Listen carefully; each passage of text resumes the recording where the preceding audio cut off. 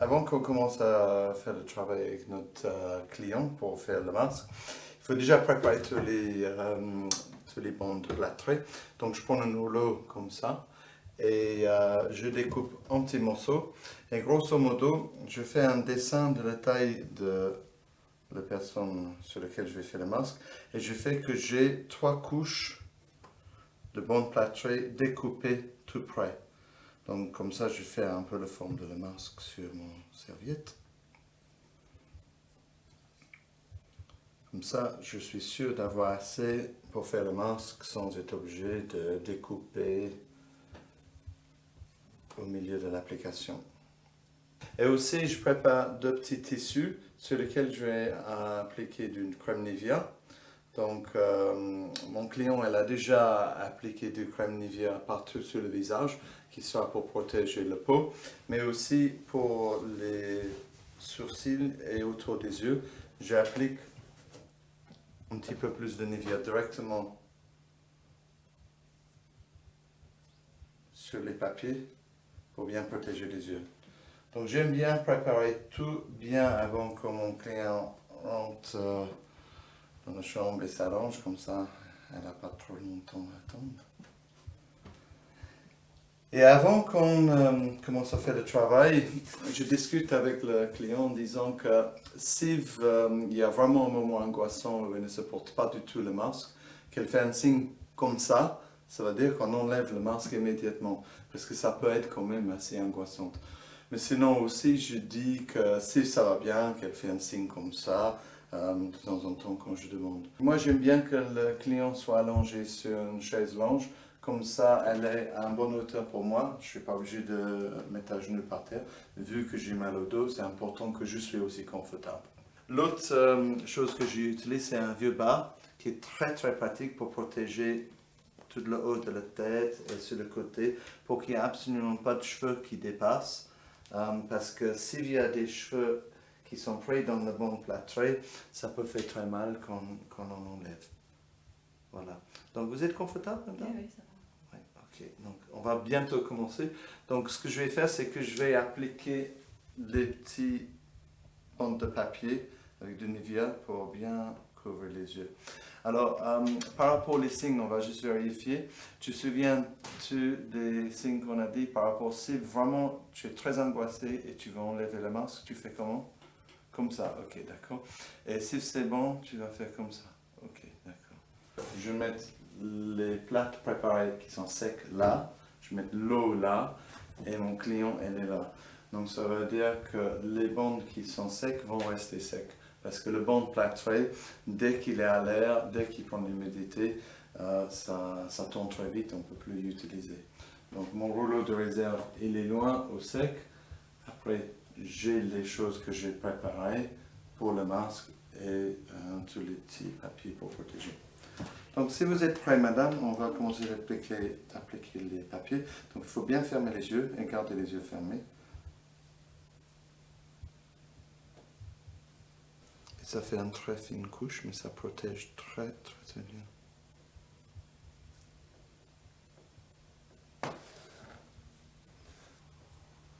Et aussi, je mets un peu sur la bouche. Donc, tu peux toujours continuer de respirer bien par le nez.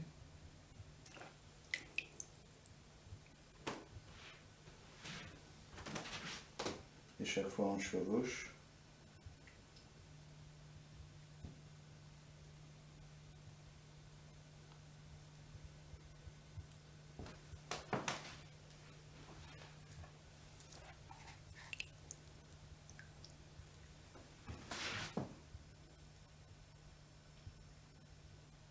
En principe, j'essaie de faire une application des bandes au niveau horizontal. J'essaie de faire que ça bien dans tous les creux. Et après, je fais une deuxième application dans le vertical. Et après un troisième en horizontal. Comme ça, je sais que j'ai plus ou moins la bonne épaisseur partout. Et aussi que le masque, il est quand même assez costaud.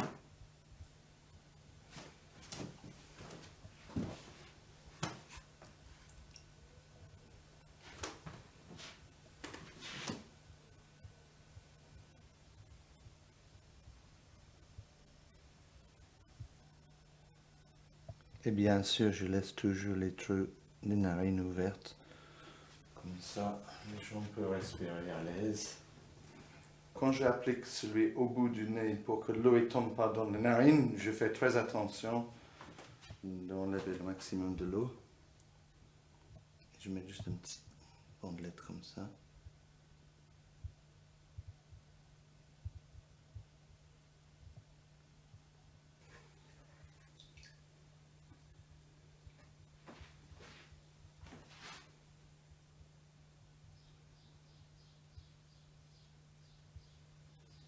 Ça va, madame? Et vu que cette personne veut bien porter le masque après, je vais faire que il est assez costaud sur les côtés, là et là. Comme ça, si elle veut mettre une attache. Le masque il va commencer d'être assez rigide maintenant. À l'intérieur, il commence à sécher. Je pense que vous pouvez faire même les tout petits grimaces à l'intérieur du masque. Juste un petit peu. Ça va? Oui? Ok. Comme ça, on se rend compte qu'on peut se détacher très facilement du masque. Il n'y a pas de danger.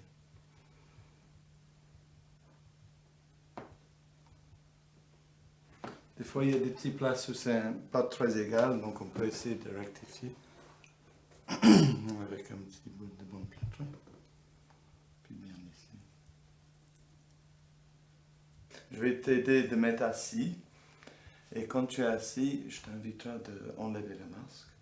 Et je serai là à côté de toi en cas que tu as besoin de quelque chose. Alors pour s'asseoir, il faut mettre les mains de chaque côté, je tirer un petit peu sur la chaise et je vais tout doucement. Je vais enlever le bas par derrière, tout doucement. Donc tu enlèves. Voilà. Et maintenant, quand tu es prêt, tu peux en tirer de chaque côté de la masque et enlever.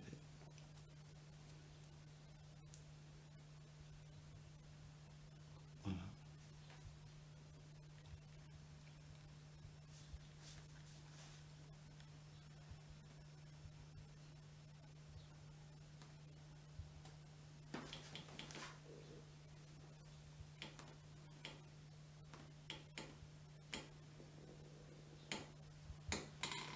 Voilà, la naissance d'un petit masque. Donc voilà, le masque il est fait. Maintenant, ce que vous pouvez faire, c'est que vous pouvez vous prendre en charge le masque. Ça veut dire que vous allez enlever là, ça se défait juste toute seule. Là. Donc vous pouvez le faire. Maintenant aussi, ce que tu veux faire, c'est d'enlever les protections que j'ai fait pour les yeux. Ça va.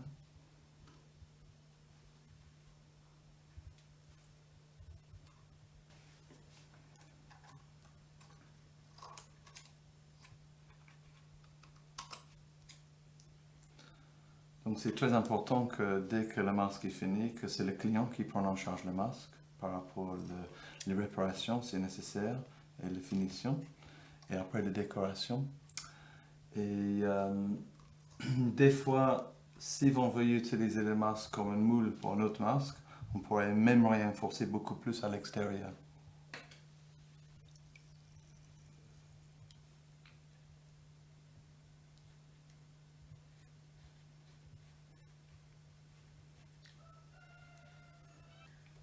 Quand tu as fini de peut-être même faire un petit peu là, on va passer à la prochaine étape.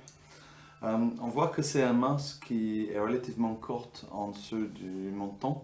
Et ça, j'ai fait exprès parce qu'avec mon client, il avait peur de ne pas pouvoir respirer et être pris par la gorge. Donc dans ces cas-là, je finis les masques quand même assez haut. Donc c'est très important de discuter bien avec les gens avant pour voir jusqu'où elle peut supporter l'application du masque et aussi qu'est-ce qu'ils ont besoin. Des fois, ça peut être même juste un petit bout de masque autour des yeux ou juste une partie du visage. Ou même des fois, si les gens ne supportent absolument pas un masque sur le visage, on peut aussi appliquer sur une main ou sur une autre partie du corps dans un premier temps. Et pour enlever le masque, ça s'est passé comment? Non, ça s'enlève bien. Dès qu'on bouge, si on bouge avant, si on bouge bien l'intérieur avant, ça s'enlève bien. Ouais, ok, d'accord. Et cette masque-là, tu as envie de décorer à l'extérieur et l'intérieur, je pense. Oui, oui. D'accord. Ok, ben écoute, dans les séances qui viennent, on va attendre que ça sèche maintenant. Et dans les séances qui viennent, si tu as envie, tu peux faire du travail de finition à l'extérieur. Tu peux même aussi ajouter un enduit en plate qui va lisser si tu veux que ce soit plus lisse, mais ça deviendra un peu plus lourd. Sinon, tu peux aussi prendre les ciseaux pour voir s'il y a des petits fils pour les couper. Ou peut-être aussi, même avec les bandes, tu peux rajouter des choses. Tu peux même changer les choses. Si tu voulais faire quelque chose d'imaginaire, vous pouvez ajouter des grands bouts de bande plâtrée pour faire tout ce que tu veux. Et voilà, madame. Merci. Merci, merci. Là, on a vu comment on peut fabriquer un masque directement sur le visage de quelqu'un, qui n'est pas forcément facile à faire.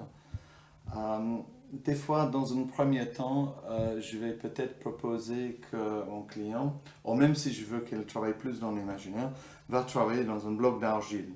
Donc, elle va avoir une boule d'argile qui peut mouler dans la forme qu'il peut imaginer, qui peut être un masque. Et après ça, quand l'argile est moulée tout près, je vais lui demander de couvrir ça avec un film alimentaire, un film en plastique très fin. Et après, de la même façon, le client lui-même peut appliquer des bandes pour fabriquer un masque comme ça.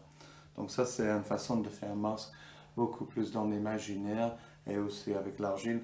Vous allez voir quelques-unes des masques qui sont faits comme ça par Elizabeth F. Lee, qui a fait ça dans une démarche de développement personnel assez important pendant plusieurs années.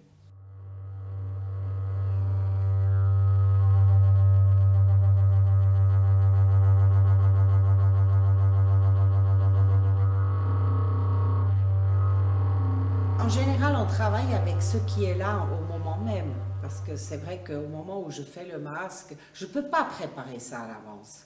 Donc quand je vais dans la terre, je fais quelque chose et je ne sais pas ce qui va venir.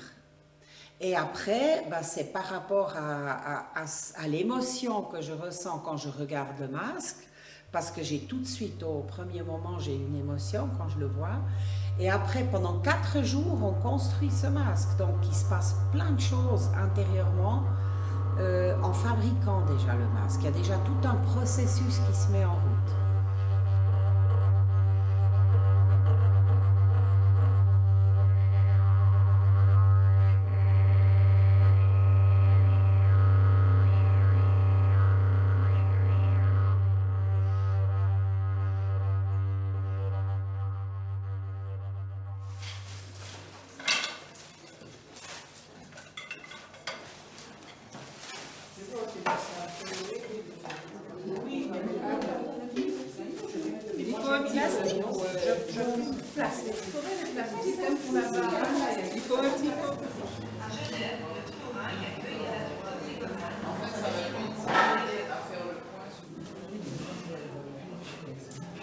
Pourquoi? Mais non, mais il y a encore des masques en terre et je vais les...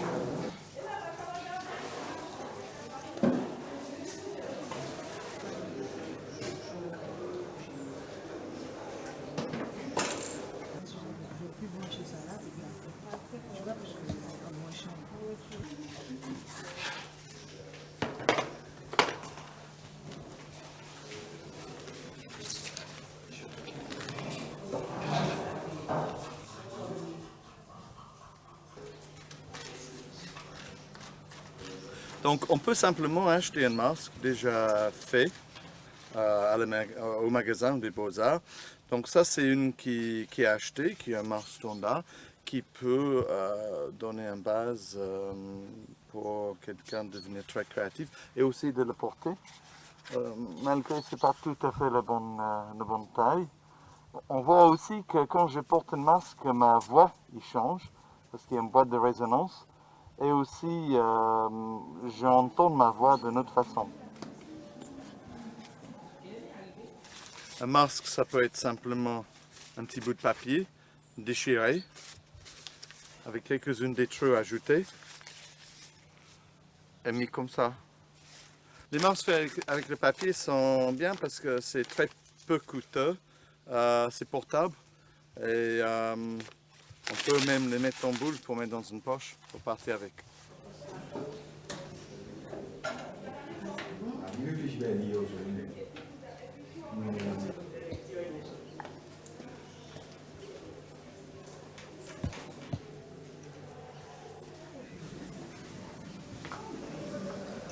Aujourd'hui, le rouge à lèvres.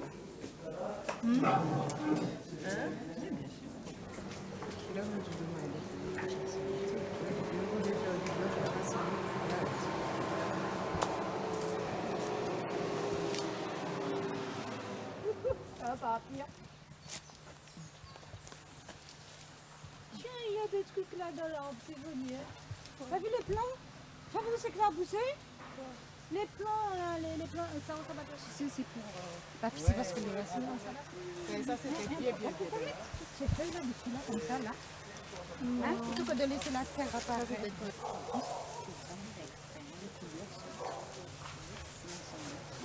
Et je me suis dit que ça, c'était des rides, c'était des cicatrices, je ne sais pas. Alors il fallait quand même la mettre en valeur, en noir et sombre. Moi, je suis comme ça. Ça, c'est ce que je suis toujours. Donc, je suis très passionnelle, très claire. J'aime le rouge, le jaune. Tout ce que je fais, je le fais à fond, la caisse. J'ai une tendance à être toujours un peu souriante, toujours vers les ouvertes et tout. Je suis ça. Mais je voulais vous montrer ça cette fois-ci. Voilà, ce côté-là. Et le reste, je le garde pour moi. Et pour une fois, ça change. Je fais l'inverse de ce que je fais d'habitude.